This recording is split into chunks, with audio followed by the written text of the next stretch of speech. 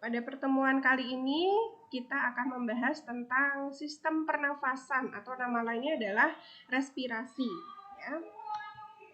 Sistem pernafasan itu sendiri apa? Sistem pernafasan merupakan sistem organ yang mengatur pertukaran gas oksigen dan pengeluaran gas karbon dioksida. Nah, di sini dalam hal ini manusia membutuhkan oksigen. Oksigen ini nanti digunakan untuk apa? Digunakan di dalam sel untuk proses metabolisme, ya, bahan bakarnya. Istilahnya kalau kita dulu belajar ya, dalam proses reaksi biokimia, oksigen ini terlibat untuk membentukkan berbagai zat yang dibutuhkan oleh tubuh, yaitu ATP atau kita sebut dengan energi. Nah, salah satunya adalah dari bahan dari udara ini, yaitu oksigen. Selain itu juga ada glukosa yang kita dapatkan dari makanan, gitu ya.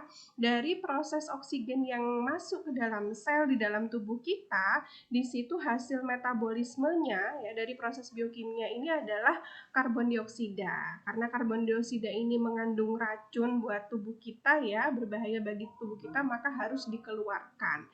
Nah, inilah sejatinya proses pernafasan ini dibutuhkan di dalam tubuh kita.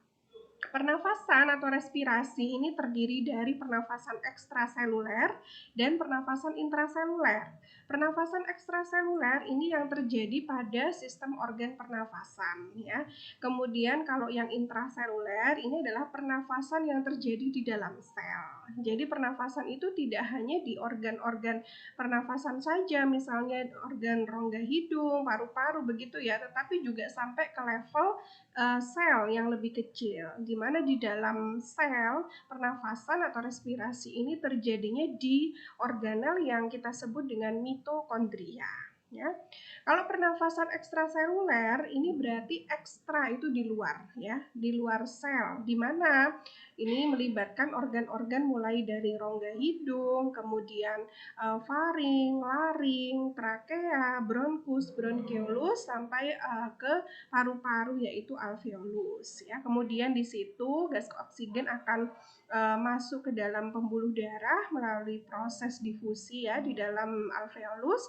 Kemudian dari pembuluh darah dia akan diangkut oleh hemoglobin ya, pigmen warna pada eritrosit kita, kemudian sampai ke dalam sel. Nah, di dalam sel dia masuk lewat membran sel lalu masuk ke dalam mitokondria. Adik-adik ya, kita sudah sempat membahas metabolisme di dalam proses respirasi ya waktu biologi dasar dulu ya. Nah, nanti di dalam sel dia akan masuk ke organel yang disebut dengan mitokondria dan disinilah terjadi respirasi intraseluler, yaitu respirasi yang terjadi di dalam sel di mana produknya adalah ATP atau energi. Nah, di situ kemudian akan dihasilkan karbon dioksida yang akan dikeluarkan lewat saluran pernafasan ekstraseluler juga. Begitu. Nah, untuk pernafasan sendiri yang ekstraseluler itu ada 2 tahapan ya adik-adik ya. Ada inspirasi, ada ekspirasi. Kalau inspirasi berarti memasukkan ya, memasukkan udara ke dalam tubuh, eks berarti mengeluarkan udara dari dalam tubuh. Jadi di dalam proses pernafasan kita ini melibatkan 2 tahapan ini ya, inspirasi dan ekspirasi. Untuk organ-organ pernafasan ya ini juga kita bahas di soal ya juga ada mulai dari rongga hidung di sini, kemudian faring ya, faring ini ada 3 bagian ya, kemudian laring ya, laring di sini ada persimpangan antara saluran pernafasan dengan saluran pencernaan yaitu rongga mulut. Ada suatu katup di sini yang disebut dengan katup epiglotis adik-adik ya. Katup itu akan menutup di bagian rongga mulut, di bagian saluran pencernaan ketika kita bernafas, dan sebaliknya akan menutup di bagian saluran pernafasan ketika kita makan. Sehingga kalau makan kita kan tidak boleh berbicara ya, jadi nanti katup epiglotisnya terbuka, kita bisa tersedak. Kemudian dari faring ini ke laring, ya, lalu trakea, ya, trakea ini dicirikan dengan bagian salurannya yang terdiri dari tulang rawan, adik-adik di sini.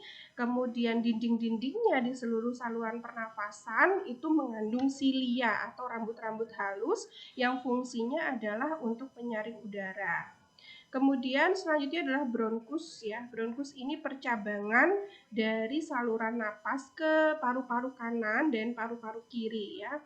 Lalu bronkus ini nanti bercabang lagi membentuk bronkiolus, cabang-cabang yang lebih kecil dan berakhir di alveolus, ya. Kalau di gambar ini, nah bronkiolusnya ini berakhir di suatu bagian yang bentuknya itu seperti anggur, ya, adik-adik. Ini disebut dengan alveolus. Alveolus ini dindingnya itu ditempeli oleh pembuluh darah. Pembuluh darah inilah yang akan membawa oksigen ke bagian darah untuk disalurkan ke seluruh tubuh. Kemudian juga bagian yang lain membawa karbon dioksida dari sel, kemudian untuk dikeluarkan. Ya, dari sini terjadilah proses pertukaran gas, oksigen, dan karbon dioksida. Nah, yang dikatakan paru-paru ini mulai dari percabangan bronkus, bronkiolus hingga alveolus, ya. Paru-paru ini dibatasi oleh suatu sekat yang disebut dengan diafragma, ya. Inilah yang nanti akan mengatur pernafasan kita. Jadi hidung ini ada hidung kanan dan kiri dan dibatasi oleh sekat. Dia berhubungan dengan rongga mulut, fungsinya adalah untuk menghangatkan, melembabkan, dan menyaring udara. Terdapat silia atau rambut-rambut halus, ya, untuk mengeluarkan partikel, dan juga di dalamnya ada selaput lendir, adik-adik. Jadi selaput lendir ini fungsinya adalah menghasilkan mukus, ya, atau lendir yang nantinya akan melembabkan udara yang masuk ke dalam tubuh kita. Kemudian di situ juga ada syaraf-syaraf pembau yang disebut dengan reseptor olfaktori, ya, Dede. Nah, ini adalah gambaran penampang pembau atau hidung, ya, di sini. Kemudian di sini, ya, gambarnya ada saraf olfaktori. Di mana saraf olfaktori ini ada sel-sel olfaktori yang fungsinya adalah pembau, ya, pembau. Kemudian di sini juga ada bagian sel-sel olfaktori ini, ya, ini sebetulnya adalah ada di silia-silia syaraf pembau. Jadi bentuknya ini seperti rambut-rambut halus. Selain fungsinya menyaring udara, di dalamnya juga ada sel-sel olfaktori yang fungsinya adalah untuk membau. Di sini juga ada sel yang menghasilkan lendir atau mukus, ya, adik-adik, yang fungsinya tadi adalah untuk melembabkan udara yang masuk. Ini kalau diperbesar, ya, reseptor olfaktori dari satu bagian silia pada hidung kita, kalau diperbesar seperti ini. Nah, ini pada bagian atas, ya, pada bagian luarnya, ya. Ini ada mucus layer atau lapisan mukus yang nantinya dia sel-sel inilah, sel-sel mukus ini yang menghasilkan cairan mukus, ya, yang untuk melembabkan udara. Kemudian, ya, pada bagian yang warna ungu ini, ya. Nah, ini disebut dengan mukus olfaktori. Fungsinya adalah menghasilkan mukus. Kemudian yang warna kuning ini adalah sel reseptor olfaktori yang fungsinya adalah untuk membau, ya. Jadi ini semua ada di bagian dinding rongga hidung kita, ya. Jadi ada sel yang menghasilkan mukus yang warna ungu ini, ya. Yang warna kuning ini adalah sel-sel yang fungsinya adalah untuk pembau, begitu. Ya. Ini berhubungan dengan syaraf yang lebih dalam, adik-adik, kemudian nanti akan berhubungan dengan syaraf pusat. Reseptor olfaktori ini peka terhadap rangsangan zat-zat kimia yang berbentuk gas, ya, sehingga dia disebut dengan kemoreseptor, ya. Dia punya suatu reseptor yang bisa menanggapi berbagai jenis bau. Ada 2000 sampai 4000 jenis bau yang bisa diterima oleh reseptor kita, gitu. Meskipun hanya ada 7 buah, ya, jadi reseptornya hanya ada 7 reseptor olfaktori kita, tetapi yang mereka bisa mencium sekitar 2000 sampai 4000 bau. Lalu saluran di bawahnya adalah faring ya. Faring ini adalah saluran hidung yang meneruskan udara ke laring. Ada 3 bagian. Yang paling atas ada nasofaring, jadi faring yang masih berada pada bagian nasal. Nasal itu hidung ya. Rongga hidung ini nama lainnya adalah nasal cavity.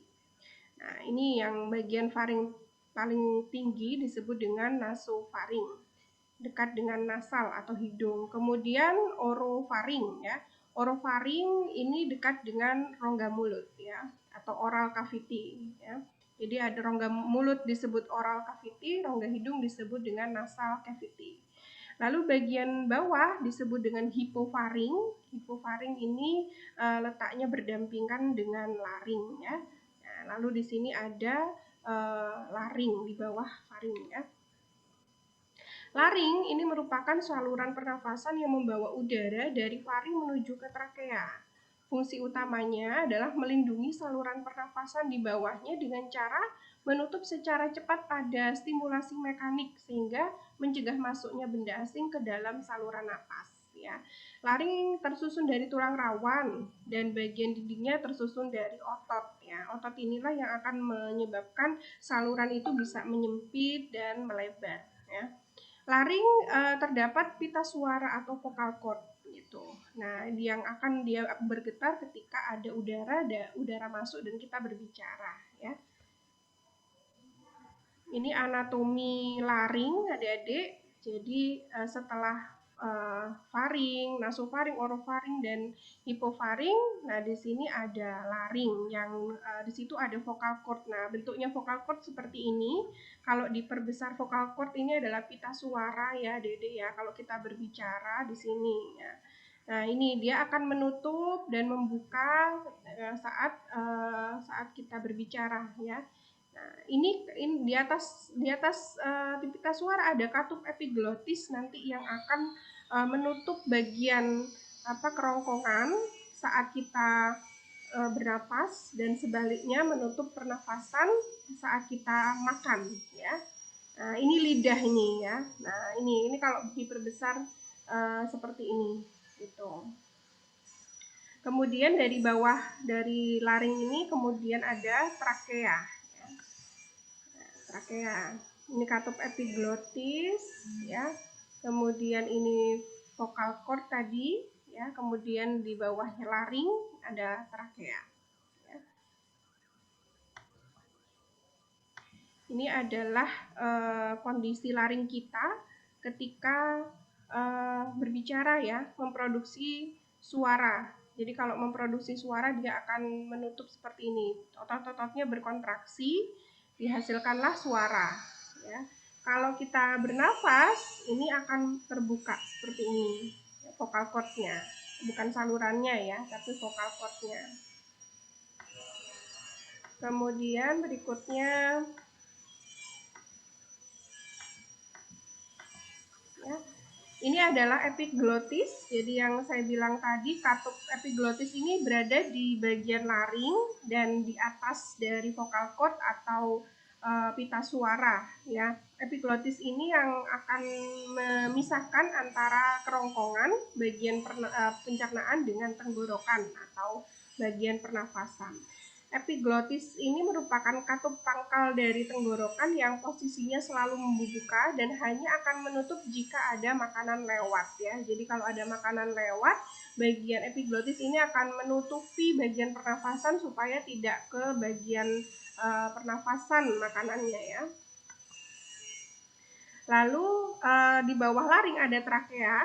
Trakea ini ciri khasnya adalah dia panjangnya 11-12 cm, diameternya sekitar 2,5 cm dan tersusun dari cincin-cincin tulang rawan adik-adik. Ini yang bagian putih ini adalah cincin-cincin tulang rawan terletak di depan kerongkongan. Jadi kalau leher kita dibelah begitu ya, ada 2 saluran ya. Yang bagian depan ini adalah saluran pernafasan, yang bagian belakangnya adalah saluran pencernaan.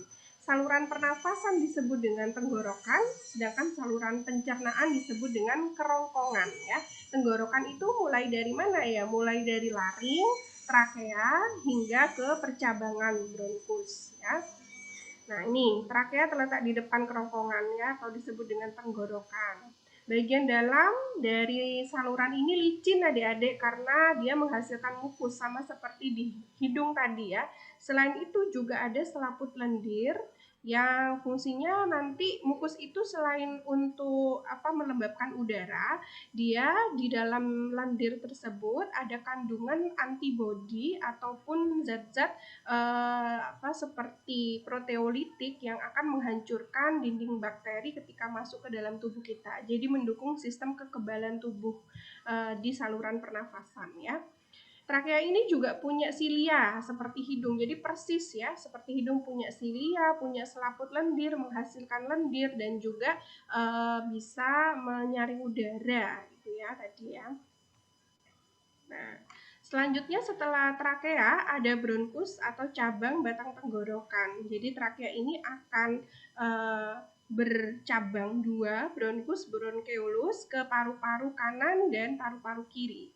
Nah, kemudian bronkus ini akan bercabang lagi yang lebih kecil disebut dengan bronkeolus. Dia lebih tipis ya dan tidak bertulang rawan adik-adik. Jadi sangat lentur begitu ya. Kemudian bronkus ini nanti akan berakhir di alveolus atau di dalam paru-paru kita ya. Paru-paru kita bagian kanan itu ada 3 gelambir, sedangkan paru-paru kiri itu ada 2 gelambir ya. Bisa dilihat di gambar itu kan ada 3 sekat bagian kanannya, sedangkan yang bagian kiri itu ada sekat ya. Ini tidak berarti apa-apa adik-adik ya. Itu hanya sekedar istilahnya struktur anatomis seperti itu gitu ya. Kemudian untuk paru-paru sendiri, jadi dari percabangan bronkeolus nanti akan berakhir di alveolus yang bentuknya seperti anggur tadi ya, adik-adik kita lihat. Nah, kemudian di paru-paru ini ada diafragma. Diafragma ini adalah sekat yang membatasi antara rongga dada dengan rongga perut ya. Jadi ini kan paru-paru kita. Paru-paru kita masuk di dalam rongga dada. Sedangkan bagian bawahnya ada rongga perut. Nah, bagian yang membatasi antara rongga dada dengan rongga perut ini disebut dengan diafragma. Diafragma ini nanti yang akan mengatur pernafasan kita ya. Nanti kita akan belajar bagaimana pernafasan perut dan pernafasan dada bisa terjadi. Lalu paru-paru kita ini adik-adik dibungkus oleh selaput yang disebut dengan pleura ya. Mungkin tadi masuk di pertanyaan kuis ya adik-adik. Atau di ini ya. Di pertanyaan kuis ada. Kalau kalau jantung itu dilindungi oleh selaput selaput apa? Kalau jantung, ada yang tahu? Selaput toraks. Bukan. Selaput apa? Ayo. Kalau jantung, kalau paru-paru selaput pleura ya. Kalau jantung selaput apa? Nah, nanti dilihat lagi ya. Untuk mengingat nanti apa itu masih di bab yang kemarin ya. Kemudian ini paru-paru yang saya sebutkan tadi, ada paru-paru kanan ada 3 gelambir ya, paru-paru kiri ada 2 gelambir ya. Kemudian ini alveolus kita ya. Alveolus kita tadi bentuknya bulat-bulat seperti ini adik-adik. Nah, kemudian di dinding-dindingnya ini ada pembuluh darah ya, vena dan arteri ya. Ini yang warna biru ya. Ini sebetulnya pembuluh darah kita tidak berwarna ya adik-adik, ini hanya simbol saja. Yang warna biru ini miskin akan oksigen, berarti dia yang membawa karbon dioksida keluar. Sedangkan yang warna merah ini adalah yang kaya akan oksigen ya, yang akan membawa oksigen ke seluruh tubuh kita dari alveolus. Kita kan bernafas, kemudian oksigen kita dapat ya di alveolus, kemudian dia masuk ke bagian yang kandungan oksigennya tinggi gitu ya. Nanti pembuluh darah kita akan belajar ada pembuluh nadi atau arteri dan pembuluh balik atau vena. Pembuluh balik itu adalah pembuluh yang menuju jantung, biasanya dia mengandung banyak karbon dioksida ini. Jadi yang warna biru ini disebut dengan pembuluh balik atau vena. Sedangkan yang warna merah ya, yang kaya akan oksigen, ini disebut dengan pembuluh nadi atau arteri. Itu ya. Jadi yang warna merah ini nadi atau arteri karena kaya akan oksigen. Sedangkan yang warna biru ini disebut dengan pembuluh darah balik atau vena. Jadi kalau kita bernafas, di sini kan dapat oksigen. Dapat oksigen, masuklah dia ke alveolus. Lalu terjadi difusi di sini.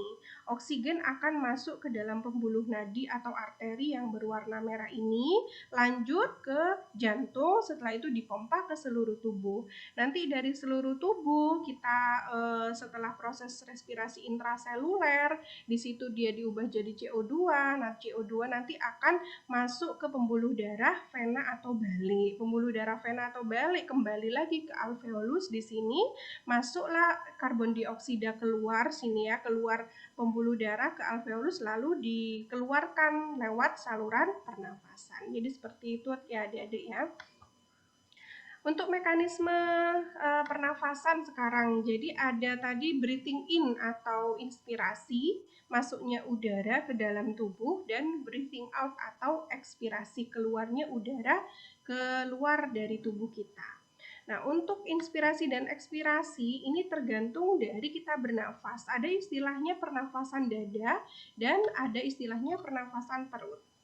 Kalau pernafasan dada dan pernafasan perut, ini perbedaannya hanyalah pada otot-otot yang berkontraksi. Begitu adik-adik ya. Sedangkan proses masuknya udara tetap semuanya terjadi di paru-paru, bukan kemudian pernafasan yang perut itu terjadi di perut, tidak ya. Jadi proses intinya dari kedua jenis pernafasan itu sama, dia memasukkan udara melalui rongga hidung masuk ke paru-paru dan keluarlah CO2 juga sama. Yang membedakan hanyalah tulang-tulang dan otot-otot yang mempengaruhi pernafasan tersebut. Baik, saya jelaskan sekarang ya.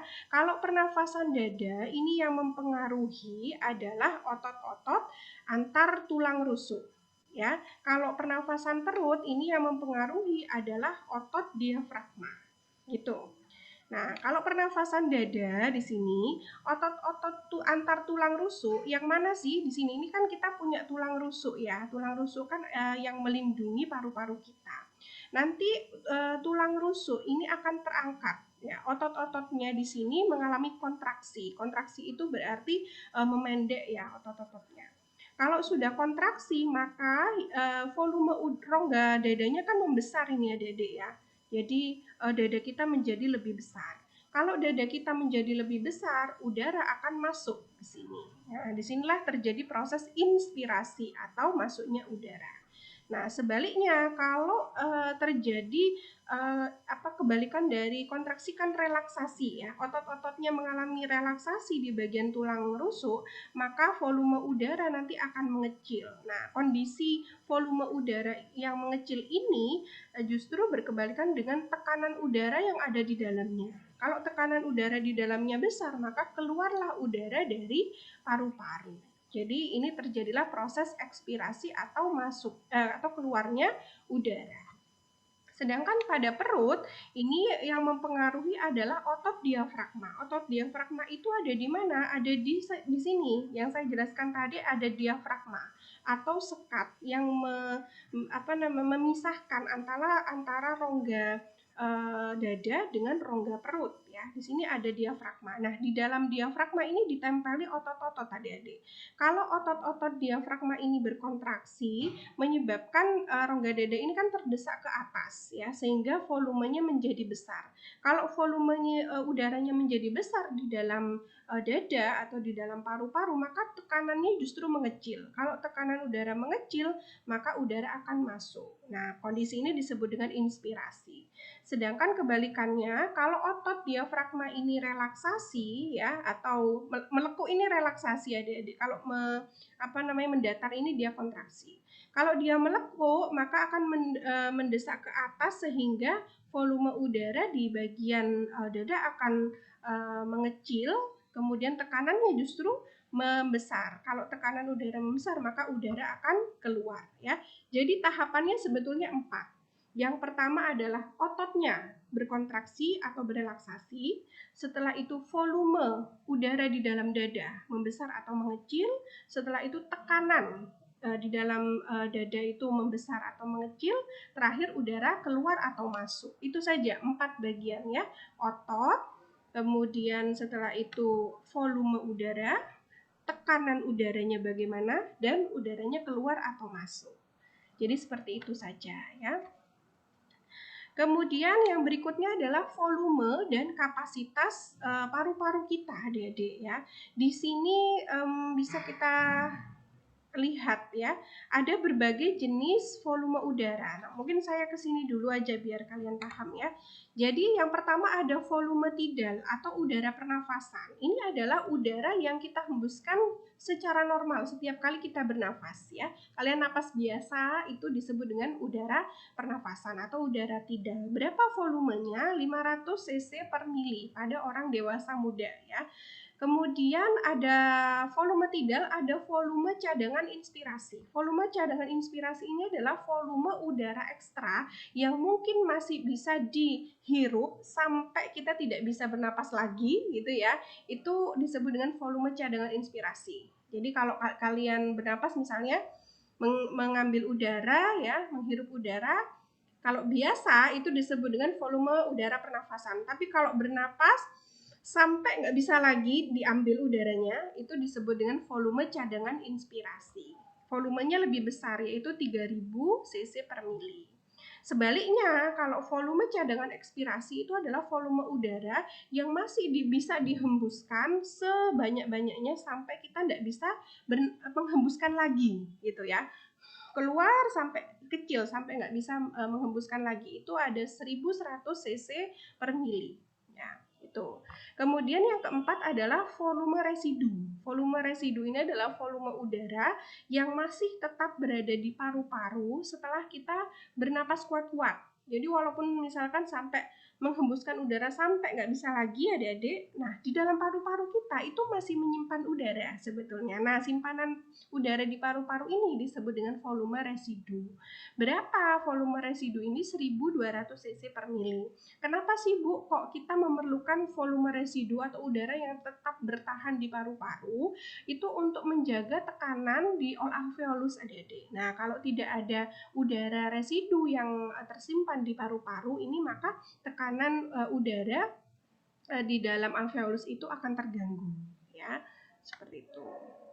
Kemudian dari keempat jenis udara pernafasan tadi adik-adik, ini ada yang disebut dengan kapasitas inspirasi. Kapasitas inspirasi itu berarti volume tidal atau volume pernafasan kita ditambah dengan volume cadangan inspirasi yang udara yang masih bisa dihirup sekuat-kuatnya. Itu ya, jadi nomor 1, udara nomor 1 ditambah udara nomor 2 itu disebut dengan kapasitas inspirasi. Kalau kapasitas vital itu berarti volume udara tidal atau volume pernafasan ditambah volume cadangan inspirasi ditambah volume cadangan ekspirasi. Itu kapasitas vital. Kalau kapasitas total berarti 4-4-nya ditambahkan ya.